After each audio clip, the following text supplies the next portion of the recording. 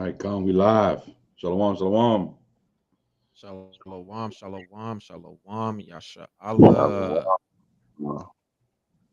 You know, Call brothers and out. sisters, we back at you with another class. All right.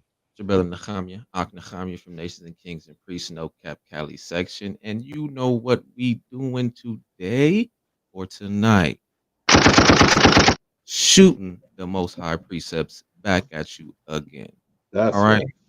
So with the topic of this class, it is called the vow. If you don't know what a vow is, you're going to learn tonight what a vow is. All right. Me personally, I have one with the Most High. I initiated mine when I was not really in the truth yet. Well, I wasn't in the truth yet. I was incarcerated in Solano State Prison in 2018. I was about, I think I was 20 years old. Um, and me getting back into the scriptures, reading the scriptures. Starting to keep some of the commandments that I could understand while I was reading the scriptures. And I initiated my vow while I was in there. Didn't know how serious it was though until I came into the truth, and the Most High has given me the right understanding on on the scriptures. Me coming to the truth and fully serving Him. That's when I started to get the understanding of how serious a vow is with Him. It don't matter what kind of vow it is. It could be a Nazarite vow, which is the one I have, or it could be a vow that you, for example, you can be like, "Oh, I'm never gonna smoke weed again." And anything that utters from your lips, any oath that you make between the Most High, and you solidify it, and you promise the Most High something, you now have to pay that vow. And if you don't, it's a sin. And we'll figure that out as we start to go through the precepts. All right. So with that, let's start at the book of Numbers, chapter 30, and we're gonna start at verse 1.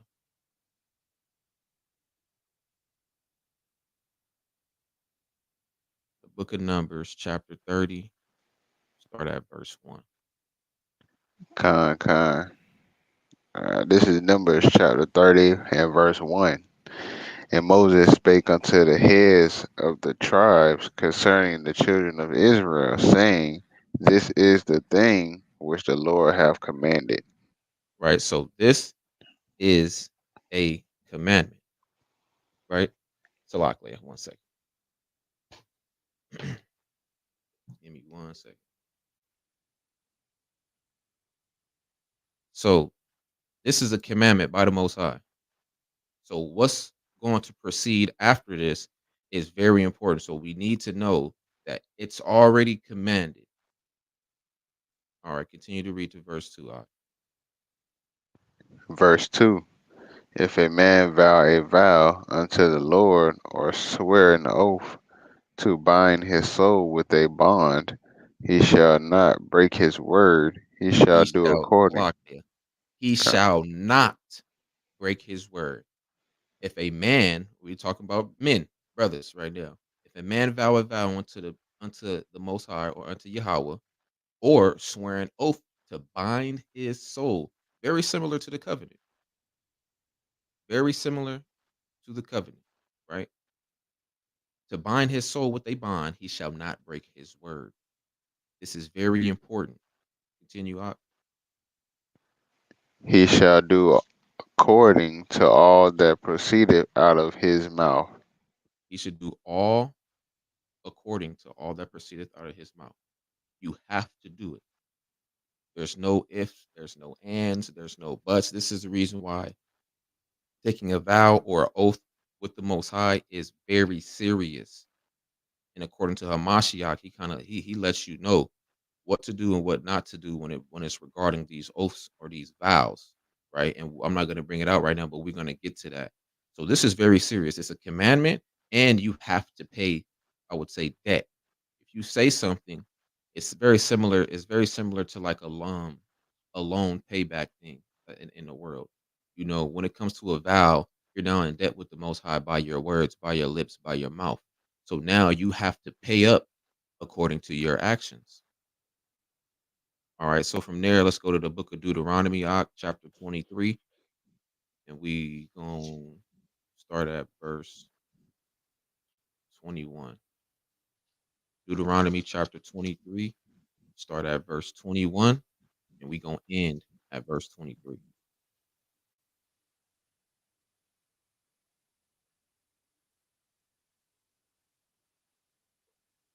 This is Deuteronomy chapter 23 and verse 21. When thou shalt vow a vow unto the Lord thy God, thou shalt not slack to pay it. He said, "You shall not slack to pay it." Don't be slothful while you're doing it. Exactly what came out your lips is exactly how you need to fulfill it. Soon as it utters out of your lips, you need to pay up. The Most High wants His bag from you, right? If you say this, if you say something, it's just like when you in the world, right? And they say a man all a man got is his word, right? Well, come from the scriptures. If you say you're gonna do something, because the Most High, aren't we created in His image?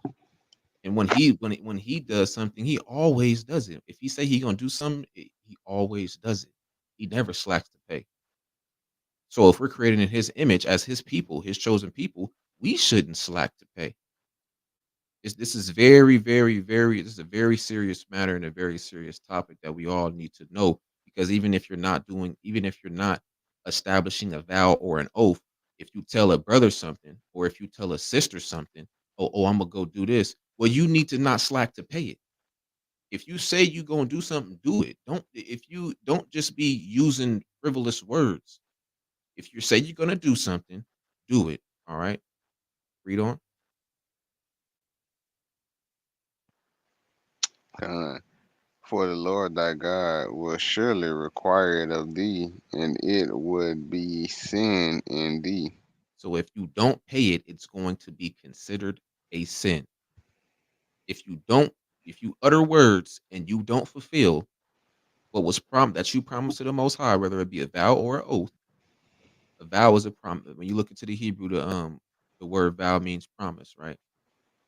So if you don't fulfill that, it is going to be sin. It's going to be considered a sin, right?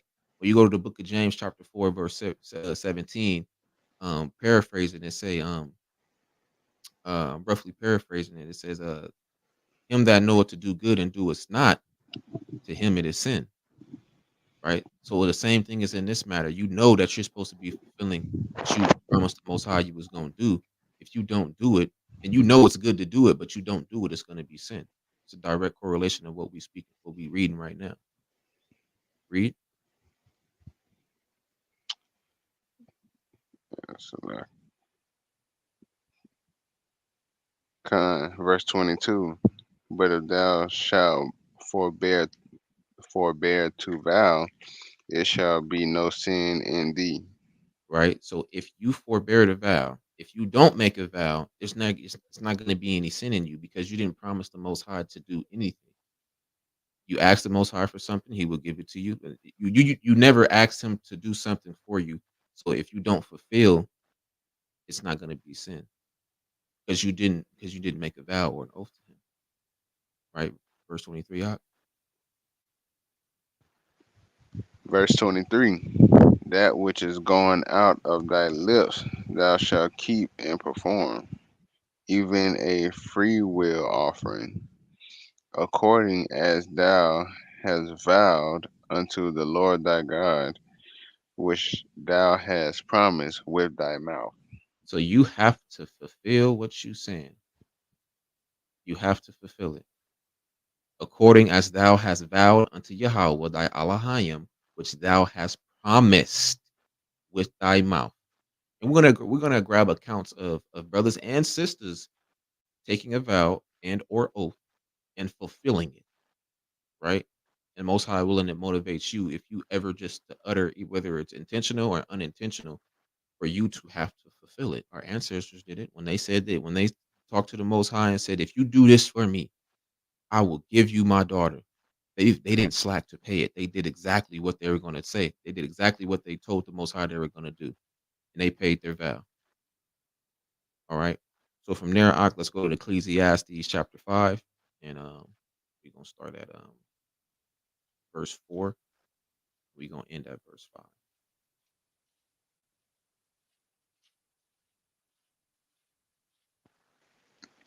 Ecclesiastes. Ecclesiastes chapter 5, and we gonna start at verse 4. Verse 4. Yeah, Con. end at verse 5. Con. This is Ecclesiastes chapter 5 and verse 4. When thou vowest a vow unto God, defer not defer not to pay it, for Mhm. he have no pleasure in fools. So if you don't pay it, you're now considered a fool, right? A fool is somebody who lacks wisdom, knowledge, understanding, and discernment. Read. Pay that which thou hast vowed. Con, right? Salakia. You missed the part. Go to read verse 4 from the top again. When thou vowest a vow unto God, defer not to pay it, Hmm. for he have no pleasure in fools. Right, Pay that which thou hast vowed. right. Read on. Verse 5. Better is it that thou shouldest not vow than that thou shouldest vow and not pay. Right. So it's better for you not to even promise the Most High to do something. Right. It's better for you not to promise the Most High to do something and to not pay it. So Hamashiach lets us know how serious of a matter it is too. Right. But before we get that, we're gonna get an actual account of payments of the vow. They paying their debt. You know, they're fulfilling what they told the Most High they were going to fulfill. Right? They asked him for something. The Most High credited them. Right? Once the Most High credited them, credited them, they paid the debt off via their actions. Right? All right. So over there, we're gonna get an account. We're gonna go to the Book of Judges, and we're gonna go to. Well, before we go there, you gotta look how Esau's world is. His. If you ever look at the U.S. debt clock, right? They don't never pay back anything. They trillions and trillions and trillions and trillions and trillions of dollars in debt. They never pay back anything. That's not what we should follow. We're never supposed to be in debt, especially with these people. But when it comes to the Most High, we should never, if the Most High credit us something, we should be able to pay it, right? If you can't, don't vow. If you can't, don't do an oath. Don't be desperate. Don't be unwise. You're going to be considered a fool when you don't pay it, and it's going to be sin in you. Right now, you have to go through the process of repentance when you could have avoided it if you had some level of wisdom. Right now, go to Book of Judges, chapter 11, and we're gonna start at verse 30. We're gonna grab an account. We're gonna grab an account. Say 11 and 3. Uh, chapter 11, start at verse 30, and we're gonna end at Con, verse 39. con. This is Judges chapter 11 and verse 30. In Salakia. And Jephthah vowed a vow unto the Lord and said, If thou if thou shalt, oh man, Salakia, if thou shalt without fail deliver the children of Ammon into my hands, Stop then con, right there. He's speaking with the Most High. Most High, if you do this for me, this is what I'm gonna do. Read.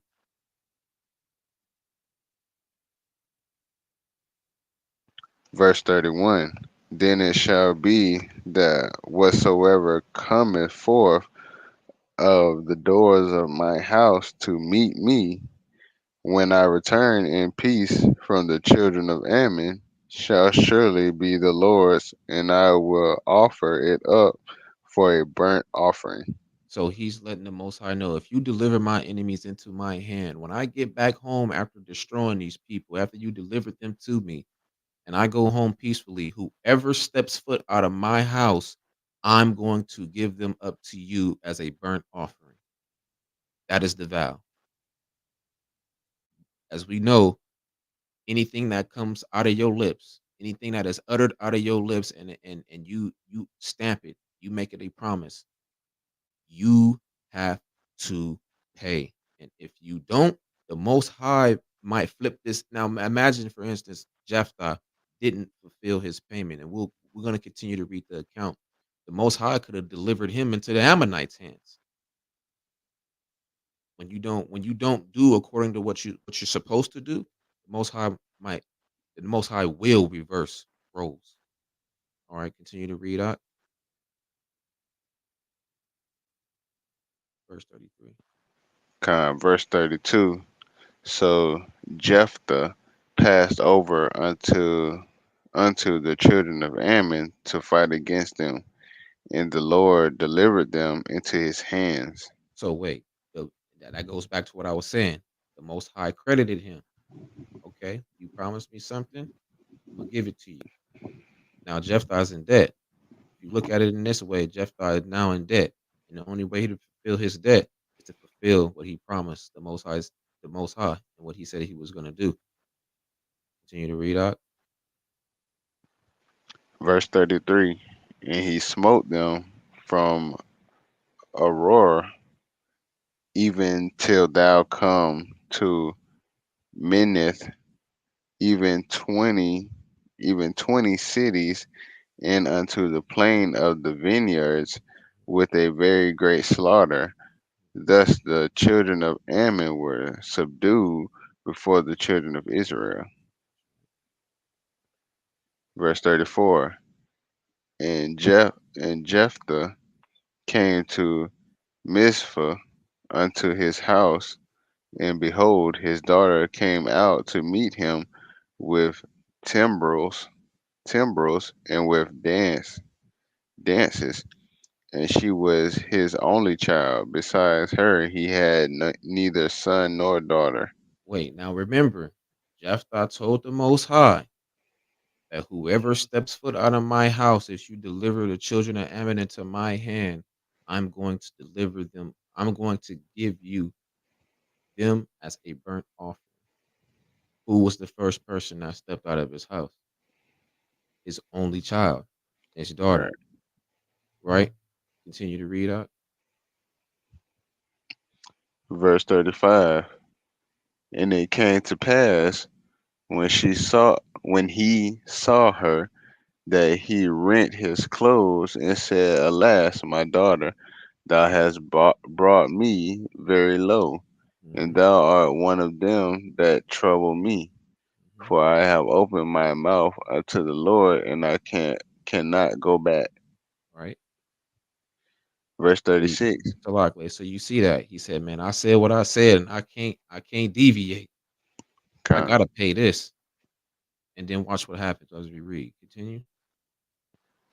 Verse 36. And she said unto him, My father, if thou hast opened thy mouth unto the Lord, do to me according to that which have proceeded out of thy mouth. For as much as the Lord have taken vengeance Mm, for thee of thine enemies, even of the children of Ammon. right. So she telling him, man, like whatever you said, do what you need to do to me, whatever you said, because if you don't, uh, it's you might be the children of Ammon. I hate how the Most High delivered the children of Ammon into your hands. You might be delivered into your enemy's hands if you don't, if you slack to pay it. Right. Continue reading. Verse 37.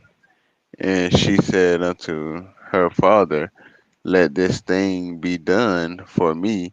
Let me alone 2 months, that I may go up and down upon the mountains and bewail my virginity, I and my fellows. So exactly what Jephthah said. He was going to give her his um whoever steps foot out of his house, he's going to give them up as a burnt offering, right?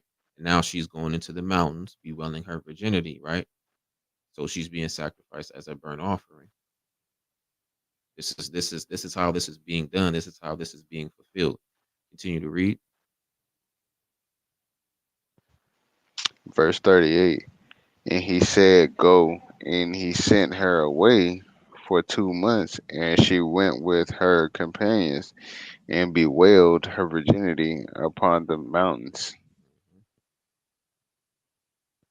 Verse 39. And it came to pass at the end of 2 months that she returned unto her father, who did with her according to his vow which he had vowed. And she knew no man, and it was a custom in Israel. See, so he fulfilled his vow, right? As far as for him fulfilling his vow, it had to do with her virginity, right? And she knew no man. Now, if you go back and you go into the law and you look at the makeup of burnt offering, it'll give you more understanding. I didn't want to get into that because I didn't want to drag the class out longer than it already is going to be. But when you go back into the law and you see what the burnt offering stood for, and you tie it in with this, it'll give you a clear picture of what her being offered up to the Most High is really about. On top of the his vow with the Most High, so we see that it says in verse 39, who did with her according to his vow which he had vowed, and she knew no man, and it was a custom in Israel. So his vow was paid; he fulfilled it. He paid up. He asked for something, the Most High gave it to him, and he paid. He paid, being a man of his word, not slacking to pay. So if you vow a vow and you take an oath, even if you don't do any of those two, if you even tell a brother something or you tell a sister something, anything that comes out of your lips that requires an action that requires something that needs to be done, you need to pay it. If you tell a brother, "Hey, yeah, I'm gonna help you move out your house. Thursday, I'll be over there at 3 p.m. and we gonna, I'm gonna get as much done as I can with you, so you don't gotta do it all by yourself." Well, you need to do that on Thursday at 3 p.m. If you can't, you should have never said it. And now you're gonna make yourself look like a liar if you don't fulfill that what you just said. You're gonna make yourself look like a liar, and then a brother's not gonna be able to trust your word. So even if it's not a vow or an oath, if you just utter something and you say you're gonna do something, you need to do it. All right. From there, let's go to the book of Matthew, chapter 5, verse 33.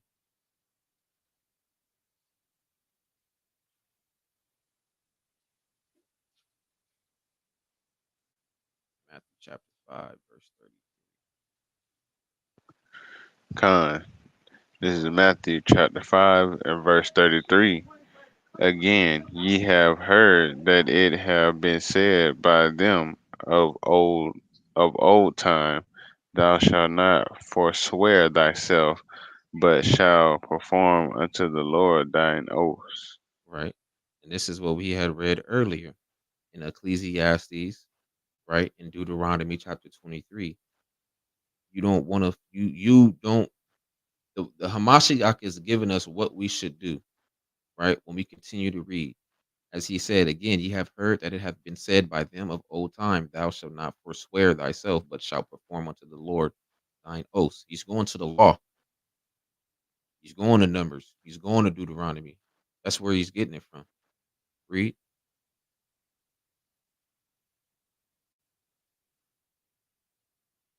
Verse 34. You want me to keep going? Yeah, verse 34. Verse 35. Nor by the earth. Oh, Salaki. Verse 34. Salaki. I was reading myself and I had jump That's started all. off Hey, where it's I all read good. it. Salaki. Verse Focus. 34. Focus. Verse Hey, 34. Nehemiah, so like do the gun thing. Focus.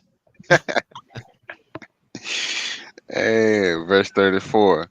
But I say unto you, swear not at all, neither by heaven, for it is God's throne. So Hamashiach is letting us know, just don't swear at all, right? Because we already know us being stiff necked, us being stubborn, us being forgetful. We forget we made the covenant and we just forgot about it. And we just started going off. We knew about it, but we forgot about it. Right. So it's better for you not to even vow, because if you just so happen to forget and you break your vow, I mean, come on. Now you got to go through the process of repentance. Now it's going to be considered a sin. Now it's better just not to even vow, right? This is what Hamashiach's letting us know. If I would have read this before when I was in prison, I wouldn't even took the Nazarite vow. Why? Is because you don't know, part of the Nazarite vow is you can't eat vinegar. So you don't know what they put in it. You go out to eat, you don't know if it's vinegar in there. So I'm saying that to say is it's sometimes it's just better not to vow. But if you already have a vow, you have to fulfill it. Right? Go ahead and read out. Con. Verse 35. Nor by the earth, for it is his footstool, Hmm. neither by Jerusalem, for it is the city of the great king. That's right. Read down to verse 37. Verse 36. Neither shalt thou swear by thy head, Hmm. because thou canst not make one hair white or black. Exactly. You know? Verse 37. But let your communication be yea, yea, nay, nay, for whatsoever is more than these cometh of evil. So keep your speech very limited. Don't take a vow. Yes, yes, no, no. Right? Don't go into swearing and get into details. Not to say that you can't take a vow, but we should listen to Mashiach, because he know how serious of a matter of this is. He was there in the beginning of the time. He was there when he was created. He's created he's with the Most High, creating everything. So I think it's very knowledgeable and wise for you to listen to Mashiach and just don't vow at all. This is how serious this is. If our Adawan and our king, our Malak, is telling us just don't vow, just don't do it. It's very simple. Don't put yourself in a jam when you don't have to put yourself in the jam.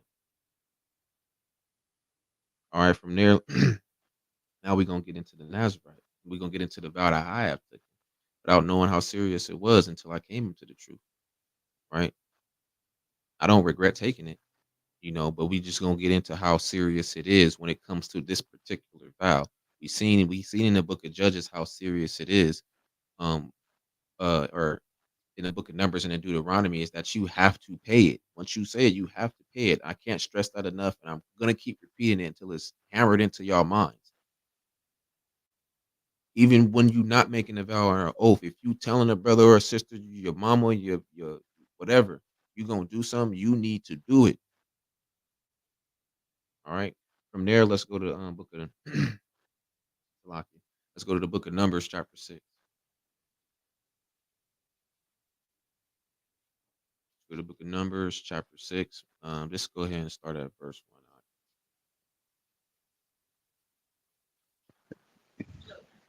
1. Verse 1. We're gonna start at verse 1. Con. This is Numbers chapter 6 and verse 1. And the Lord spake unto Moses, saying, Speak unto the children of Israel, and say unto them, when either man or woman shall separate themselves to vow a vow of a Nazarite, to separate themselves unto the Lord. Right. So when you vow a vow of a Nazarite, you're similar to. I'm not saying you're a Levite, but you're similar to a Levite because you're set apart now. It's just like how the Most High took the Levites amongst the 12 tribes and was just like, look, these are mine. It's very similar to that, right? When you're a Nazarite, you're considered wholly pure, right? So you have to do the things that is required, and we're gonna get into the sacrifices of the Nazarite vow and things like those things we can't do, and I'll expound on that when we get there. Continue to read out. Con, verse 3. He shall separate himself from wine and strong drink, and shall drink no vinegar of wine or vinegar of strong drink, Hmm. neither shall he drink any liquor or liquor of grapes, nor eat moist grapes or dried. So you can't drink no wine, you can't drink no Moscato. Well, you want to make sure none of these drinks got pork in it because you have a lot of drink that got pork in it. So I'm Right. just gonna name out. You can't drink no Moscato. You can't drink no Earl Stevens selections. You can't drink no Grey Goose. You can't drink no Henny. You can't drink Barefoot. any of them drink. Any of the privileged Henny, the whatever drink you like. Con. Uh, that's out. That's out. All the drink for you to feel merry. All that's gone. So if you thought about taking a Nazarite vow and you ain't read these scriptures, you better read these scriptures and you better just listen to what Hamashiach said. So all that's gone. The wine, the strong drink, gone. Vinegar as well. So I'm gonna tell you right now, a lot of my sandwiches is dry. When I eat it, because you got they in America, they put vinegar in everything. They put vinegar in your mayonnaise, your mustard, your ketchup, your sauces, your guacamole. Now they have alternatives. They have these things to where they don't have vinegar in them, but you gotta find it. I'm telling you, they got vinegar in everything. You like sweet sour sauce? It's vinegar in there. If you just take the time out to look, you're gonna see it's vinegar in damn near everything. They use it as a natural preservative. So when you a Nazarite vow, you're gonna be having to go outside the box to find some sauces because I like sauce. Until I start seeing like, damn, it's still vinegar in here. They got vinegar in the mustard. I'm like, oh man. I'm like, so I had to find alternatives. So I'm saying that to say that when y'all in this vow, this is very serious, right? Because you're pure. You abstaining from all these things that the scriptures say we can drink wine, but once you start to the wine can get you to go off if you don't know how to do it in moderation, which can lead you to being defiled. So the most high is subtracting all these things that can cause you to make yourself defiled and become unpure. Right? Continue to read out. Con. Verse 4. All the days of his separation shall he eat nothing that is made of the vine tree, Uh-huh. for the kernels even to the husk. Stop. So we see in verse 3 I wanted to make a point on verse 3 as well is you can't eat raisins, you can't eat seeded grapes, green or purple, right? You can't even rub grapeseed oil on your body. Why? Because your skin is the largest organ and your skin absorbs. Your skin eat,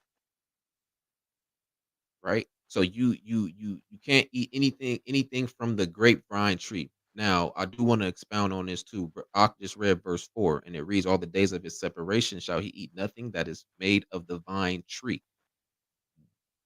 Most people will read that and be like, "Oh, that means you can't eat raspberries, blackberries, and all these berries that grow on a vine tree." That's not what it's talking about. Because when you go into the Hebrew, that's why the Hebrew is so important because these scriptures was written in our original tongue, and our original tongue has way more force than than this bastard English language does. It's specifically in verse 4 is speaking of the grapevine tree. You can go read, you can go look it up and do it on your own. It's specifically talking about the grapevine tree. It's not talking about raspberries, goji, not goji berries, but blackberries, any other berry that grows on a vine tree. It's not talking about any of those. It's specifically talking about the grapevine. So I'm just gonna put that out there right now because you have Akim that'll try to persuade you if you a Nazarite that you can't eat none of that, and it's a damn lie. They ain't do they if they ever tell you that they didn't do they ain't researching, they ain't studying enough. All right, go ahead and read out. Oh, Salakia. You can't even eat. When I was going back to the grapeseed oil in verse 4, all the days of his separation shall he eat nothing that is made of the vine tree from the kernels, which is the seed. Grape seed oil, you can't even use that. You can't use it to cook. You can't rub it on your skin. You can't do that because it comes from the grape seed, even unto the husk. The husk is the skin. You can't even eat anything that's grape skin. Continue to read. Con. Verse 5. All the days of the vow of his separation there shall no razor come upon his head Mm-hmm, until the days be fulfilled, mm-hmm. in the which he separateth himself unto the Lord. He shall be holy, and shall let the locks of the hair of his head grow. Right. So you can't. This right here is the sign. It says this right here is the sign of our vow, our Nazarite vow. Even Akim that just got locks naturally doesn't mean he a Nazarite, but this is our sign. You can't no scissors, no Andes. You trying to get that fresh line up? No, all that's gone. Sis, Aqua, all that's gone. What you doing? All of that's gone. Ain't no fresh little fade on the side. Like, nah, you ain't supposed to be doing that anyway. The scripture say you can't even mar into your sideburns too. So Right. all that's gone. So if you thinking about taking a Nazarite vow, you better consider this. It's a whole lot. Why? Because you're set apart, you're holy, you're Kodash, you're pure. And we're gonna get more deeper into it, right? Go ahead and continue reading that. Verse 6. All the days that he separateth himself unto the Lord, he shall come at no dead body. So you got a dead family member. Oh man, I loved it. This is my favorite cousin, and he passed away. You can't go to that funeral. You can't go to that funeral. I'm gonna tell you. I'm gonna tell you something that happened to me. My pop's wife died. Was it earlier this year? And he called me. He was like, "You ain't coming to the funeral." I was like, I can't. I was like, I got a vow. I can't do that. I'd break my vow if I was to do that, and I can't do that. And when I made my vow um, I remitted it too. When I came into I further expounded on it with the Most High in prayer, and I made my Nazarite vow for a lifetime. So I'm a Nazarite till the day I die. So my pops hit me. It was just like, you ain't coming to the funeral. I was like, nah, I can't. And I let him know why. So if you just know it, you can't go near any dead by no funerals. Gone. Whether it's your mama, your daddy, your cousin, grandma, grandpa, is all that's you can't because you're gonna make yourself unpure. You're gonna defile yourself, right? And once you do that, your vow is now ended, right? Continue reading. Verse 7. He shall not make himself unclean for his father or for his mother, for Mm-hmm. his brother or for his sister when they die, Mm-hmm. because the consecration of his God is upon his head. You see, the Most High is letting you know you can't do that, and this is the reason why I think it's in Matthew where it says, him that loveth his mother or his father more than me, he can I think roughly paraphrasing, he can be a servant. He can never be a servant of me, or he can't inherit the kingdom. Roughly paraphrasing. So when it comes to this vow, if if you go to a funeral and you have a Nazarite vow, you just now defile yourself, and then you have to the vow was ended. You're undefiled. You're unclean. You're no longer pure. You're no longer Kodash. You're still Kodash because you're the children of Israel, but when it comes to the Nazarite, you're no longer Kodash in the Nazarite curriculum. Right? Go ahead and read out. Salakia. Verse 8. All the days of his separation he is holy unto the Lord. You are Kodash. Read. Verse 9. And if any man die very suddenly by him, Mm-hmm. and he have defiled the hands of his consecration, then he shall shave his head in the day of his cleansing, Mm-hmm. and on the seventh day shall he shave it. Right. So if somebody die right next to you, somebody just have a heart attack next to you and die, your vow's over with.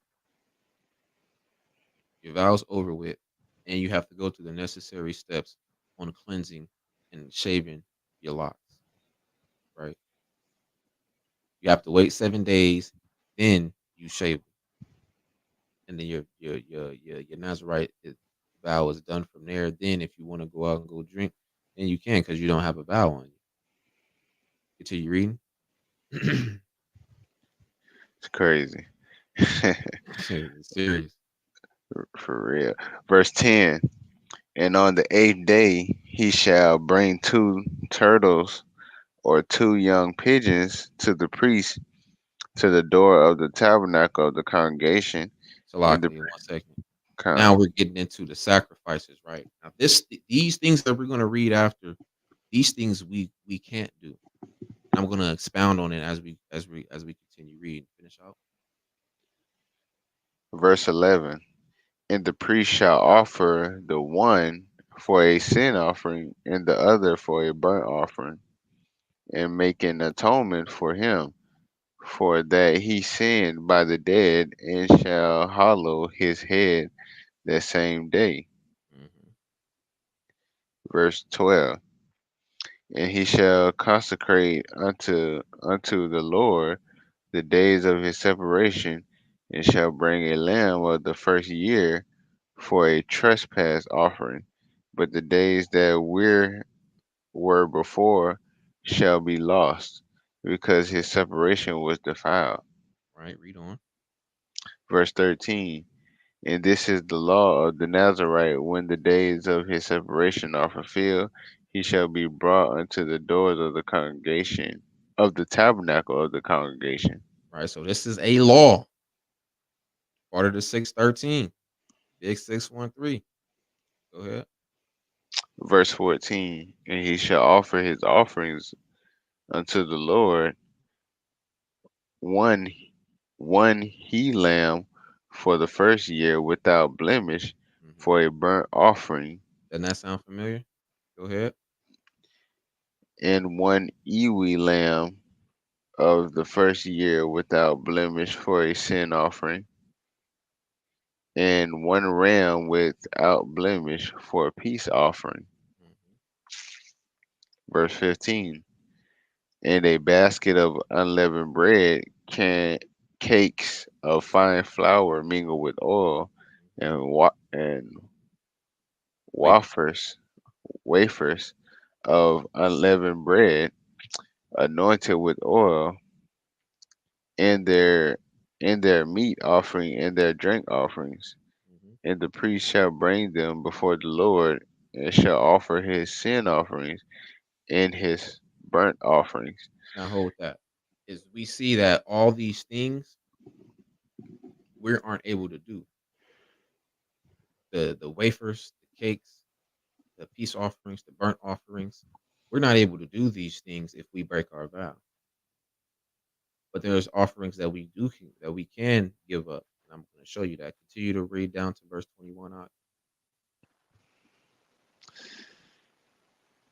Verse 17.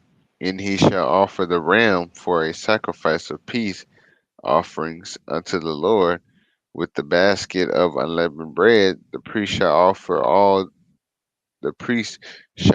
also his meat offering and his drink offering. Verse 18. And the Nazarite shall shave the head of his separation at the door of the tabernacle of the congregation, and Mhm. shall take the hair of the head of his separation and put it in the fire, which is under the sacrifice of the peace offerings. Right. Verse 19. And the priest shall take the sodden shoulder of the ram, and one unleavened cake out of the basket, and one unleavened wafer, and shall put them upon the hands of the Nazarite Hmm. after the hair of his separation is shaven. Hmm. And verse 20. And the priest shall wave them for a wave offering before the Lord.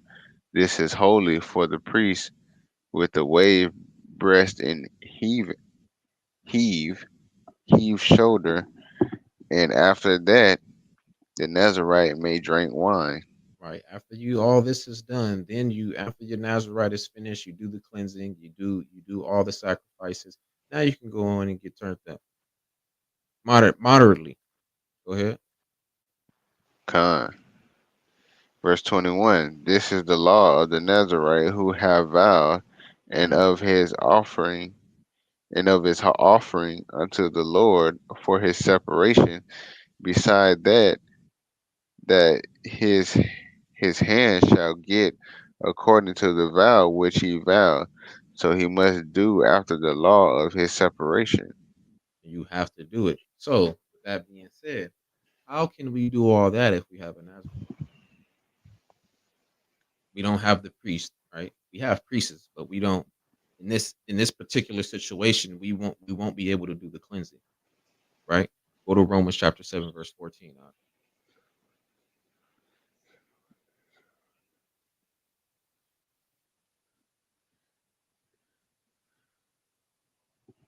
This is Romans chapter 7, verse 14. For we know that the law is spiritual. Uh-oh. So we know that the law is spiritual. Isn't the Nazarite vow a law? Right, So it's spiritual, right? So how do we, if we have a Nazarite vow, how do we go about if we end it? How do we go about that? Right? Continue reading, finish that out. right. That's interesting. Um, Salakia. But I am carnal, sold under sin. Khan, which also hints to Hamashiach, just don't vow at all, because if you don't pay it, it's not considered sin. But the point is, for the law of spiritual, the Nazarite vow is a law. Is a law. So if we, mine is for a lifetime, so mine ain't gonna be done till I'm dead. But if a brother take a Nazarite vow and he only say he want to do it for a year, then how did he go about ending it, right? Because we can't do any of what we just listed from in Numbers 6 uh verses 7 on down to 21. We can't do any of that. So it now has become spiritual. It's always been spiritual because the law is spiritual. It's always been spiritual. But when it comes to this particularly, it has to be spiritual because we can't do any of those things physically, right? Go to Salakia. Go to First Peter chapter 2, verse 5.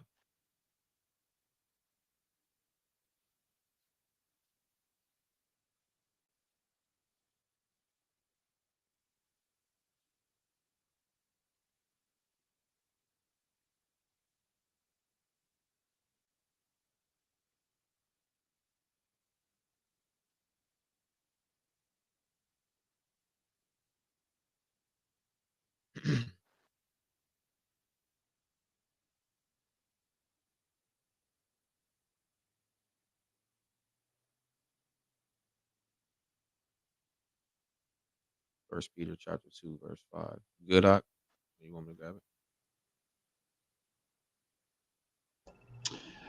Khan, I got it. This is First Peter chapter 2 and verse 5. Ye Salakia, also, I was on mute, Salakia. man. Yeah, I'm up here reading. I'm thinking y'all hear me, Salakia. Nehemiah, do the thing again. Do the thing again. Head Focus. shot. Hey, First Peter chapter 2 and verse 5. Ye also, as living stones, are built up a spiritual house Mm-hmm. and holy priesthood to offer up spiritual sacrifices. To offer up spiritual sacrifices, right? Right, The Nazarite vow is a law, and when the consecration is ended, when the vow is ended, you have to offer up sacrifices. We know everything in the scripture is physical and spiritual, but it's spiritual first before it's physical, right? So we offer up spiritual sacrifices. When we keep the feast days, isn't everything pointing to Hamashiach? con, Isn't everything pointing to Hamashiach each feast day? The manna, him being the bread in the wilderness, right? So when you do your vow has to be ended in Hamashiach. You can't do all those sacrifices. So your vow is going to take some action to end it, right? Continue reading on. Is that it? acceptable to God by Hamashiach Yahushua. There you go. So you're going to end your vow via Hamashiach. That's how you're going to end your vow. You're going to do it in prayer and you're going to end it there. Hamashiach is going to be the breaking of your vow, right? Right, So with that being said, let's go to the book of Numbers, or Salaki. Go to the book of Acts, chapter 21. Right? We're gonna see We're gonna read about Paulie. We're Con. gonna go read Act about Acts 21. So 21 and 1. 21. We're gonna start at verse 18. We're gonna end at verse 26. Con. This is Acts chapter 21 and verse 18. And the day following, Paul went in with us unto James, and all the elders were present. Right, Salaklia. 1 second. So our Israelites, our people, felt like Paul was saying that, hey, you can't. He telling us not to keep the law of Moses. So they already had something. They already had a little ill will towards Paul, right? So when we read in 18 through 16, the it says Jews specifically, and it said when we keep continue down, they already had something against him because they couldn't understand him. So they always thought that he was going against scripture, right? Go ahead and read. So he around elders, he around James, Yahushai, as it's Salak. I think it's how Yahushai brother. Read. Right. Verse 19. And when he had saluted them, Yahweh Shem Yahshai Barakatah. Read. he declared particularly what things God had wrought among the Gentiles by his ministry. All right, Israelites and Gentile and other nations that considered Gentiles by the customs they were keeping, right? But they still are Israelites. He's letting them know that, hey, this is my ministry. This is what the Most High sent me to do. Read. Verse 20. And when they heard it, they glorified the Lord and said unto him, Thou seest, brother, how many thousands of Jews there are which believe, and they are all zealous of the law. Mm-hmm. Verse 21. And they are informed of thee that thou teachest all the Jews which are among the Gentiles to forsake Moses, saying that they ought not to circumcise their children, neither to walk after the customs. Mm-hmm. See, so they all they they always thought Paul was telling them to do contrary to what the law was saying. Read. Salak, yeah, and when you read, and Uh, you want to make sure, like, this is what Christians overlook. The mm-hmm. simple words like among, you know what Exactly. I'm saying? So it was Gentiles just around, just like in America, it's the Gentiles all around us. You know what I'm saying? That's right. We can't help it, That's you right. know. But there's You're just right. certain key things brothers and sisters should pay attention to when they reading. That's right. Verse 22. What it what is it therefore? The multitude must needs come together, for they will hear that thou art come. Right? They gonna be like, oh, Paul here? He been telling us to go against the law. They trying to spaz on Paul, like, nah, man, that's out. We ain't doing that. He here? So this is what the elders do. Read. Verse 23. Do therefore this that we say to thee.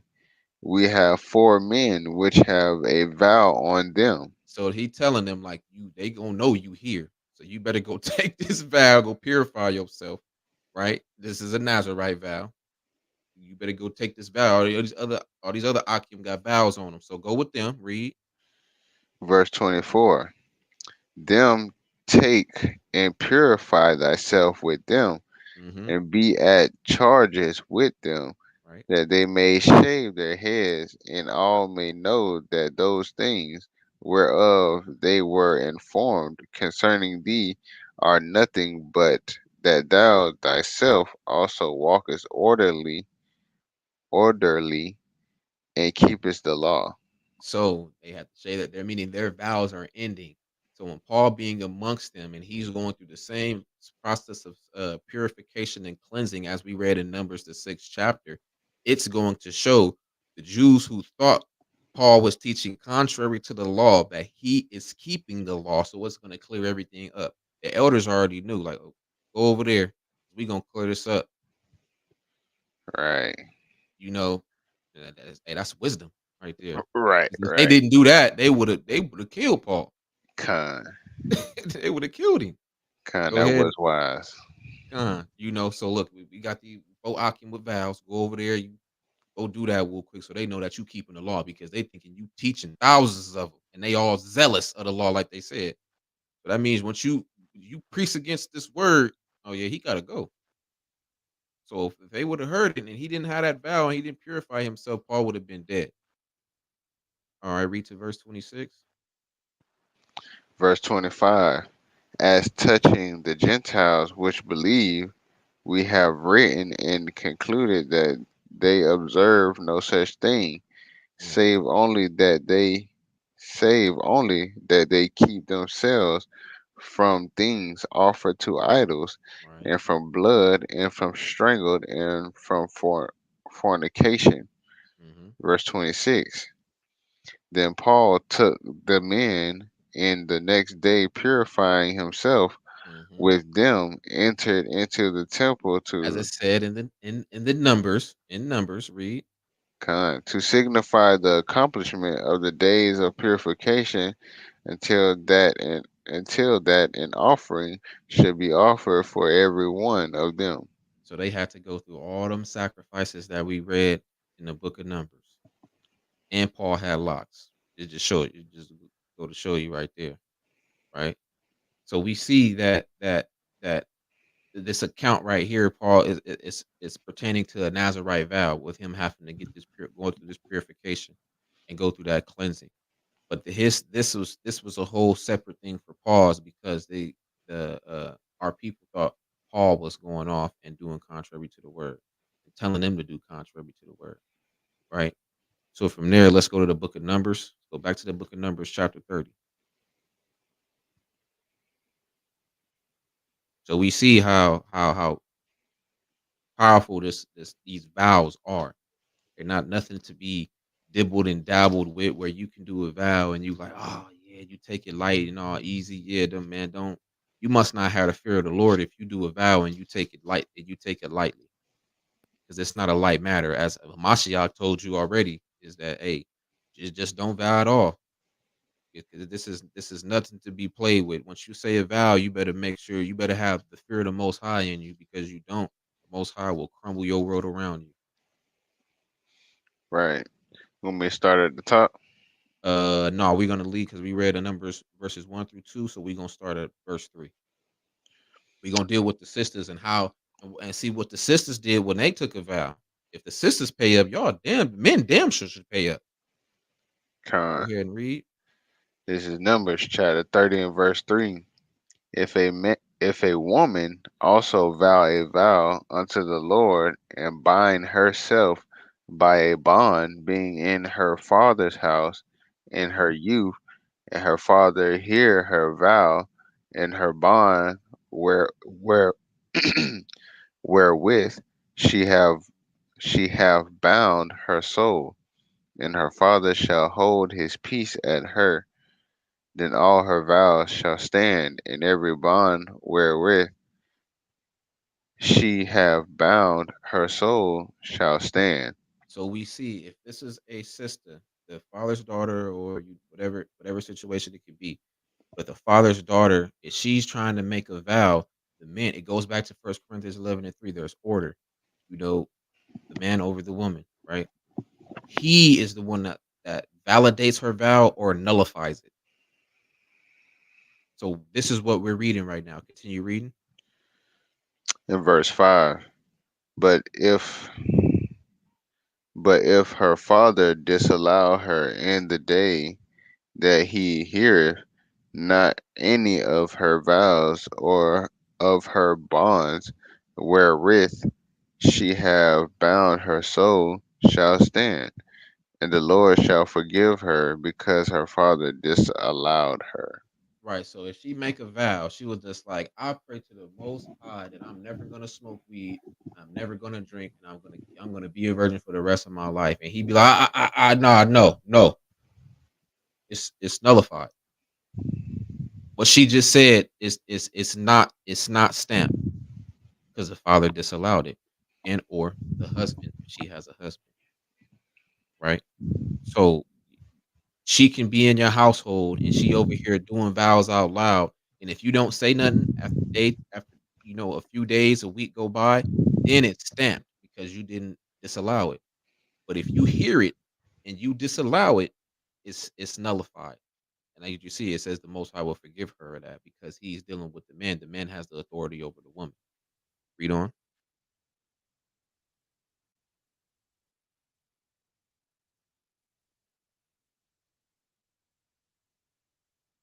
If you on, you might be on mute. Okay. Verse 6. And if she had at all an husband Mm-hmm. when she vowed or uttered aught out of her lips, Mm-hmm. wherewith she bound her soul, and her husband heard it and held his peace at her in the day that he heard it, then her vows shall stand, and her bonds wherewith she bound her soul shall stand. So if her husband, she make a vow and her husband don't say nothing, they won't go by, they two go by. Okay, yeah, she got to pay it now. That's him. That's him stamping it for her. Okay, you said you wanted to do that. If he's not disallowing it, sis now got to pay that vow. All the laws that we went from the beginning, Numbers 30, chapter 1 through 2, Deuteronomy chapter 23, those apply to you too. Go ahead and read to verse 8.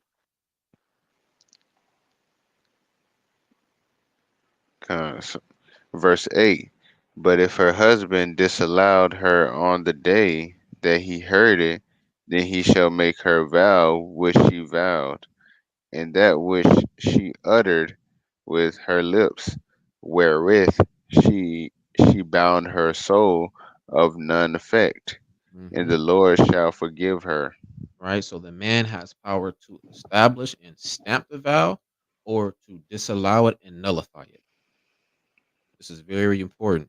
The reason why we're going through this first is because we're going to see how Hannah played out when she was doing her vow, right?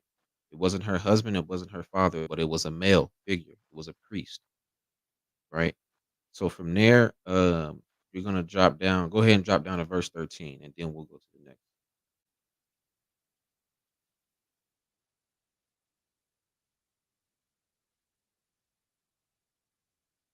You might be on mute just in case. Huh. This is Numbers chapter 30 and verse 13.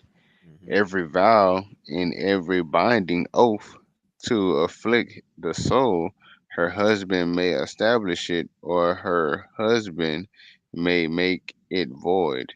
That goes for the father as well. And that goes for if it's you and you have a sister and she's in your household, you have that authority over her. Let's just make it clear, right? All right, from there, let's go to First Samuel. We're gonna go to chapter 1.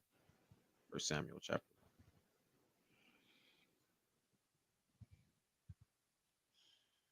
We're gonna start at First Samuel chapter 1, verses 1. We're gonna read through 15.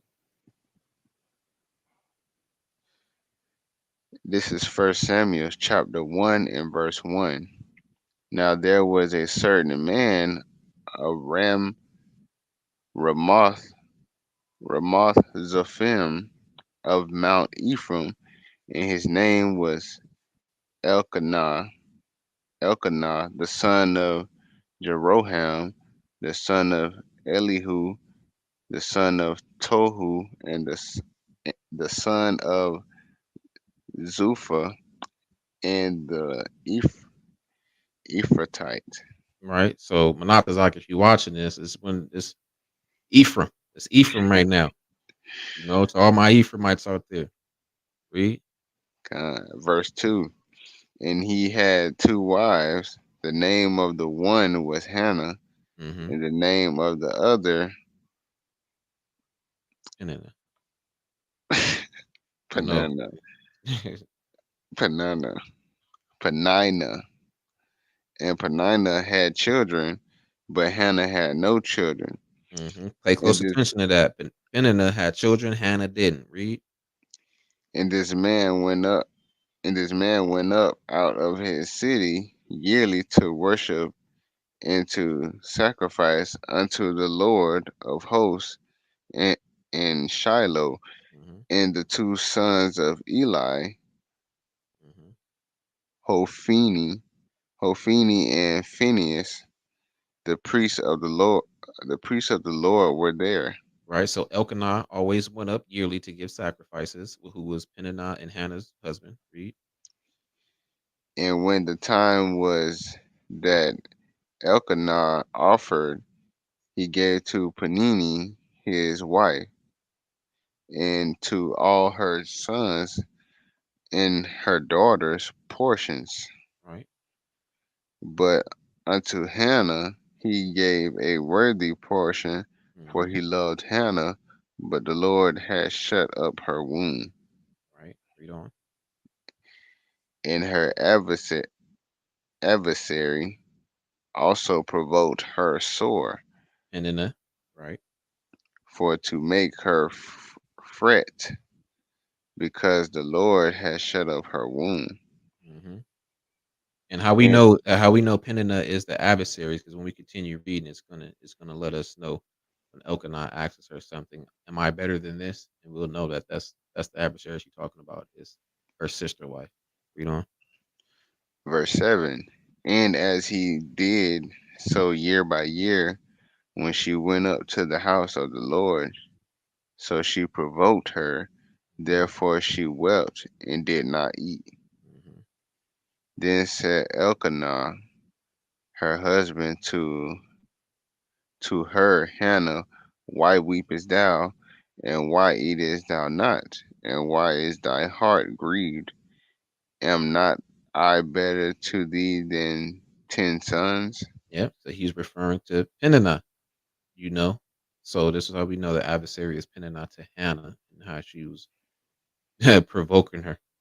And also, this also proves that when you're grieving, when you're going through something, go on a fast. Go ahead, read. Con. So Hannah rose up after they had eaten in Shiloh, and after they had drunk. Now Eli the priest sat upon a seat by a post of the temple Hmm. of the Lord. So they buy the temple, right? Read on.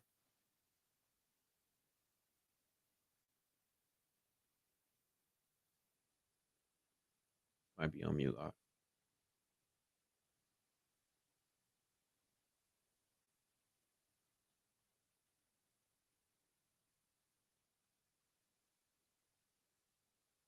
I'm gonna finish it out. Verse 10. And Salaki, verse 9.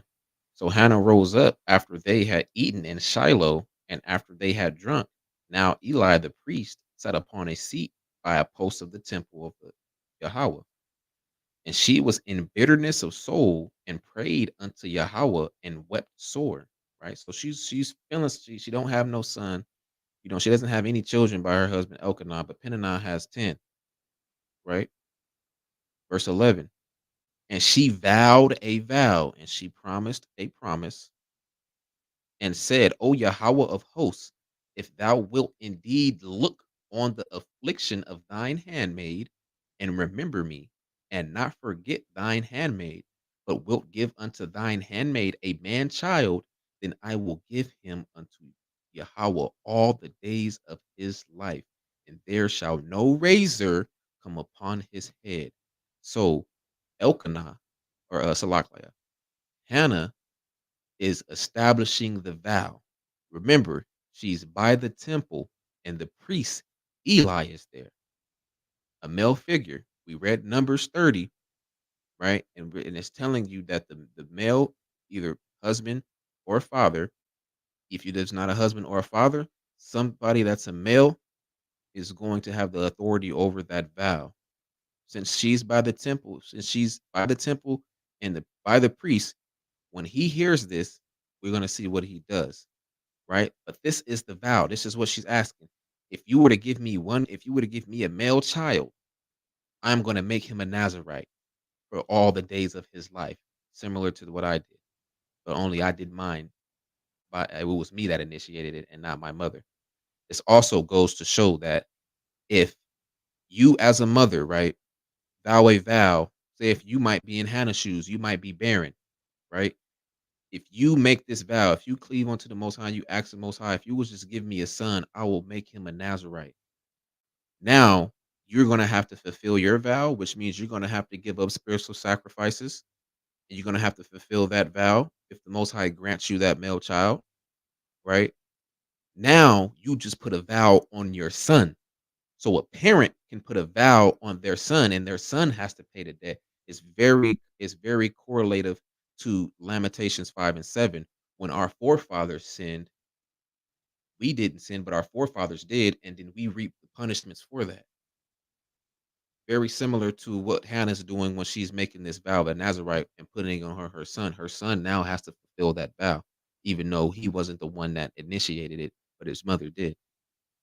So that can also happen too. Your parent might initiate you in a vow, you have to fulfill it.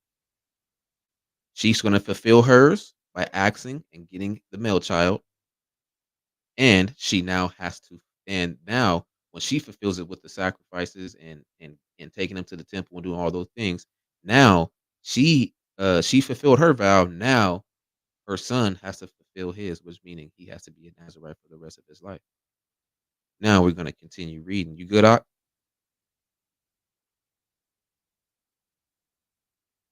I'm going to continue reading.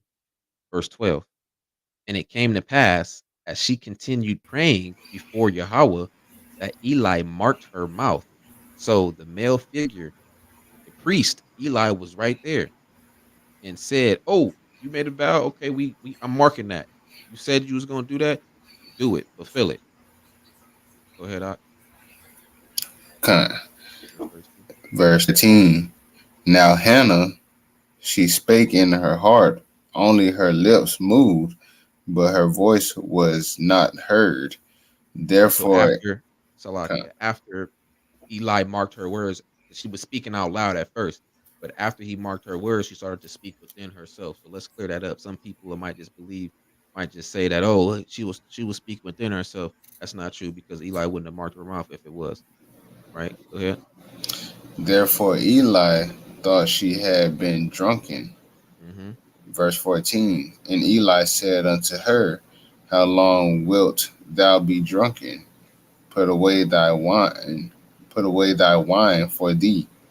And Hannah answered and said, no, my lord, I am a woman of a sorrowful spirit. I have I have drunk neither wine nor strong drink, but have poured out my soul before the Lord.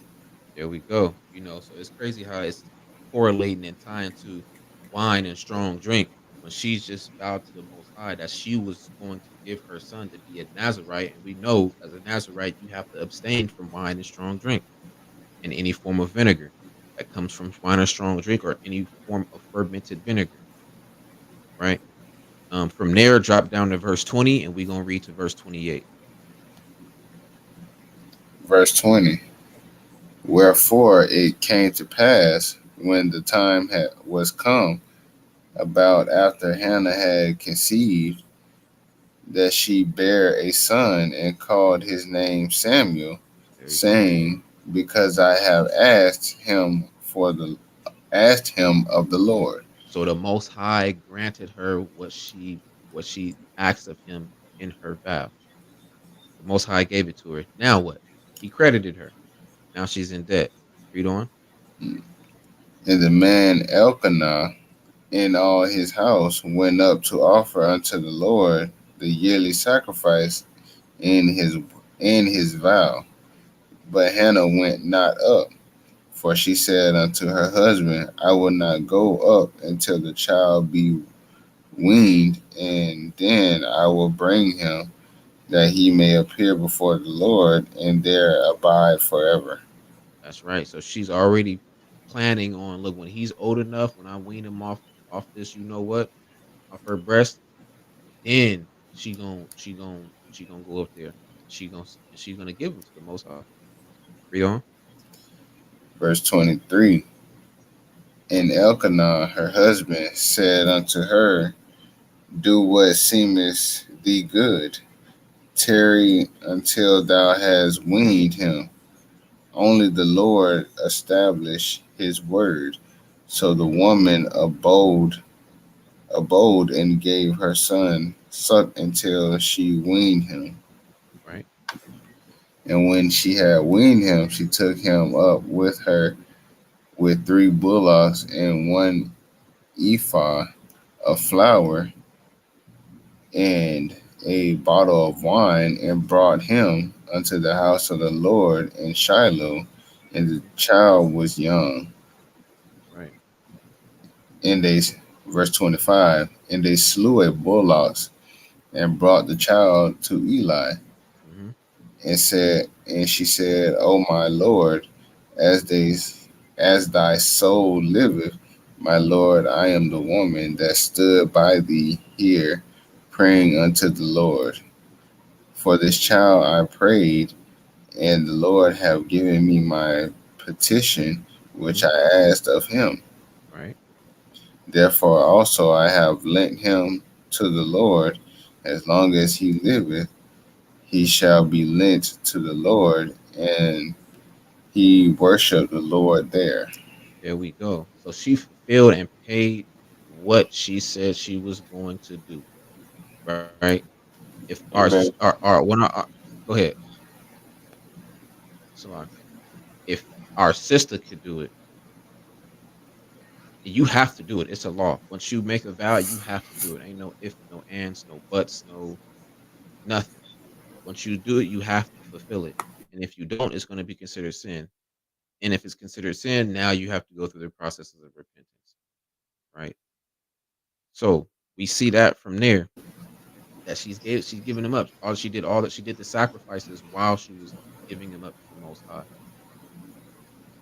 So this could be you. It doesn't have to be this exact same way, but you could be in this same predicament with something that you might be asking and promising the Most High for, asking Him for something and promising that you're going to fulfill something on the back end, right? So from there, let's go to the book of Judges chapter 13. We got a brother account, we got Paul account, we got a sister's account, and we're gonna get another brother's account, right? Go to Judges chapter 13, start at verse 7, or start at verse 1. So I end at verse 7. Con. This is Judges chapter 13 and verse 7. But he said unto me, Behold, thou shalt conceive and bear a son, and now drink no wine, nor strong drink, neither eat any unclean thing, for the child shall be a Nazarite to God for from the womb to the day of his death. Right? Verse 8. Then Manoah entreated the Lord and said, O my Lord, let the man of God which thou didst send come again unto us and teach us what we shall do. So Lockley, where you at? Judges 13 and 8. No, start at verse 1. Come. This is Judges chapter 13 and verse 1. And the children of Israel did evil again in the sight of the Lord, and the Lord delivered them into the hand of the Philistines 40 years. Mm-hmm. And there was a certain man of Zorah, of the family of the Danites, Mm-hmm. whose name was Manoah, and his wife was barren and bare not. Similar to Hannah. Read. And the angel of the Lord appeared unto the woman and said unto her, Behold, now thou art barren and bearest not, Mm-hmm. but thou shalt conceive and bear a son. Now So this therefore, was all Salakia. This was all ordained by the Most High. It says the angel of Yahweh. right, So it's different from Hannah. Hannah actually was crying out and vowed her vow because she was sore distressed. Now this is the Most High saying that this is what you're gonna bear a son, and this is what he's gonna be. Continue. verse 4. Now therefore beware, I pray thee, and drink not wine, nor strong drink, and eat not any unclean thing. Hmm. For lo, thou shalt conceive and bear a son, and no razor shall come upon his head. For, Nazarite. for the child shall be a Nazarite unto God from the womb, and he shall begin to deliver Israel out of the hand of the Philistines. Right. Then the woman came and told her husband, saying, A man of God came unto me, and his countenance was like the countenance of an angel of God, very terrible. Whew. Mm-hmm. But I asked him not whence he was, neither told he, neither told he me his name. There's a reason why. This is an angel of Yahweh. He don't got to say nothing. He here to tell you what the Most High said. That's it. Right. Read. Verse 7. But he said unto me, Behold, thou shalt conceive and bear a son, and now drink no wine nor strong drink. Ne- Why? Because she's finna be conceive a child. So if she was to drink wine or strong drink uh while Samson is a embryo, now the vow is over. And it's a direct it's rebellion against the Most High. Read on. Now drink no wine nor strong drink, neither eat any unclean thing, for the child shall be a Nazarite to God from the womb till the day of his death. Mm-hmm. Verse 8. Then Manoah entreated the Lord and said, O my Lord, let the man of God which thou didst send come again unto us and teach us what we should do unto the child that shall be Right. born. That's it. That's all we need. Come. Right. So we see the when I was reading this crazy part about it is that there's a reason why the angel of the Most High told her not to abstain from it. Right. Like I said, it's because if when she's gonna conceive, she don't need to be drinking at all because obviously the baby is going to feed off what the mother is intaking, right? And that's gonna literally disannul the vow, and it's like I said, it's direct, uh, it's rebellion against the Most High. All right. From there, let's go to we gonna end it. We gonna end out with. I got a few precepts, and then we gonna end it out. We an hour and a half in. So go to Psalms chapter 22, verse 25. I'm gonna end out with 22, these other 25. yeah, con. I'm gonna end it out with a few more precepts about the payment. We going to King David. So just wanted to further stamp on that once you utter anything, vow, oath, or if you're just telling a brother, sister, mother, grandpa, grandma, anything, man, you need to pay up, bro. That's Right. one thing is to say you're gonna do something and then not do it. Like, no, that's like that's you can cause a brother, you can make a brother not like you for doing that. You know what I'm saying? And we know that as the scriptures say, man, you want a good name in the nation. You don't want a bad name. You know what I'm saying? That brother say he always gonna do something. He never do it. Like you don't want to be that brother, man. Can nobody trust you to do anything. Go ahead, I. This is Psalms chapter 22 and verse 25. My praise shall be of thee in the great congregation. I will Mhm. pay my vows before them that fear him. I will pay my vows. I will pay my vows. Keyword pay. Pay. King David know. Hannah know. Right. Samson's mother know. Jephthah know. You should know. Right. You should know. How to shoot the precepts at you. Headshot. Gotta shoot your precepts at you. All right, from there, let's go to Psalm chapter 50, verse 14.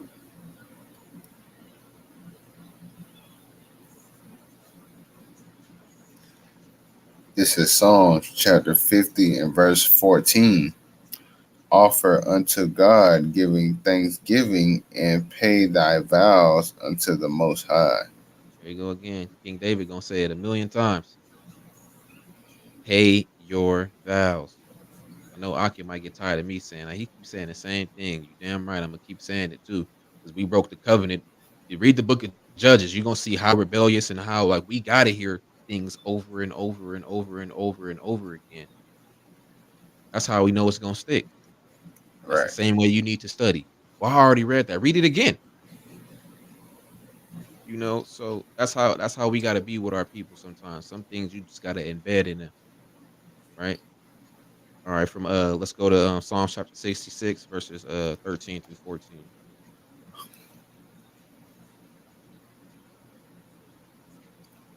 This is Psalms chapter 66 and verse 13. I will go into thy house with burnt offerings. I will pay thee my vows. Mm-hmm. Verse 14. Which my lips have uttered and my mouth have spoken when I was in trouble.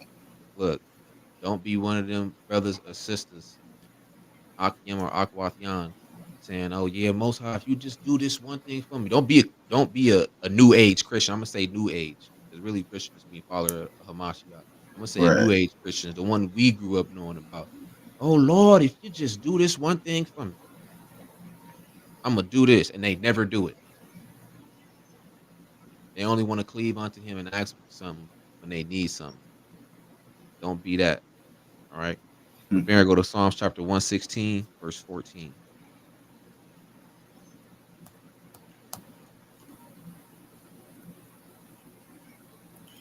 This is Psalms chapter 116 and verse 14. I will pay my vows unto the Lord now in the presence of all his people. Right. Pay your vows. Do what you say you was gonna do when you told that brother you was gonna help him. Do what you say you was gonna do when you told the sister that, hey, I got you. Do what you gonna do when you tell the Most High something and He give it to you. Pay up. The Most High want His bag. Like you want your bag when somebody owe you. The Most High want His too. You know, come on. We Right. are created in His image. If He says He's gonna do something and He does it, we're created in His image. When you say you're gonna do something, you need to do it. Ain't Girl, no why you ifs, ain't tucked no away like that? ain't no ifs, All ands, or in the buts, couch. man. Get it done. All right, that, and then we gonna end out with this last precept, man, and we gonna go to Yahweh Shai brother. We going to the book of Go turn it James, off. chapter 5, verse 12. James chapter 5, verse 12. The last precept, and we finna This head up out of here. this is James chapter 5 verse 12. But above all things, my brethren, swear not. Swear not. This is what Hamashiach said in Matthew 5, 33 through 37. It's better for you not to swear. And now his brother is saying the same thing. Read. Neither by heaven, neither by Mm-hmm. the earth, neither by any other oath, but let your yea be yea, and Mm-hmm. your nay be nay, Mm-hmm. lest ye fall into condemnation.